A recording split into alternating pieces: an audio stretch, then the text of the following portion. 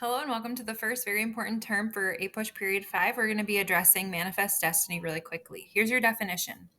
The 19th century belief that expansion of the US throughout the American continents was both justified and inevitable.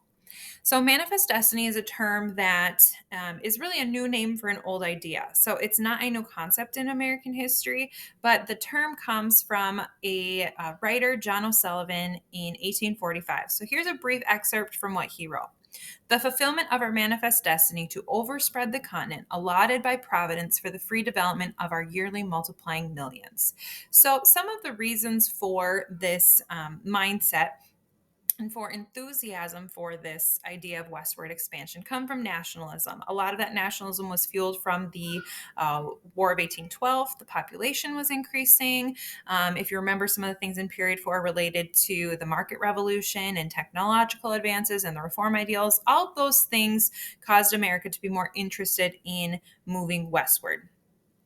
Now, this is an image that is very often associated with manifest destiny. It's a painting by John Gass in 1872, where you see a large angel like figure illustrating the ideas of liberty, almost like Lady Liberty, coming across the continent and bringing with her technology and settlement and light and pushing away the darkness shown here as American Indians and their way of life. And so this is an image that can be much more closely analyzed, but that's kind of the main idea and why it has been associated with the term manifest destiny. So, support for manifest destiny often came from the Democratic political party.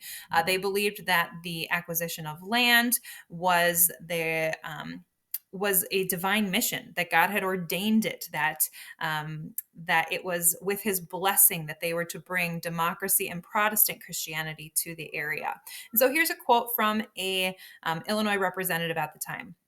He did not believe that the God of heaven designed that the original states should be the only abode of liberty on earth. On the contrary, he only designed them as the great center from which civilization, religion, and liberty should radiate and radiate until the whole continent shall bask in their blessing. All right. Opposition to manifest destiny will be primarily from the Whig political party at the time. One of their major reasons was because they thought that the current United States should be improved rather than focus on extending the land acquisitions. Some anti slavery advocates and some pro slavery advocates both opposed the expansion of territory because they feared it would upset the balance in Congress between free and slave states. And some also just viewed that the violence associated with expansion was unethical. Now, I'm not going to read this entire passage for you. You can pause and read it yourself. But basically, this preacher, William E. Channing, believes that expansion and conquest could be catastrophic to the American values. And additionally, it is a crime against the races of people who live there. It's a crime against Mexicans, it's a crime against American Indians. And progress in this way constitutes of the substitution of reason and moral principle for the sway of brute force. So, what is the significance of this term? What do you really need to remember about manifest destiny? Number one, it's going to fuel American enthusiasm for westward expansion.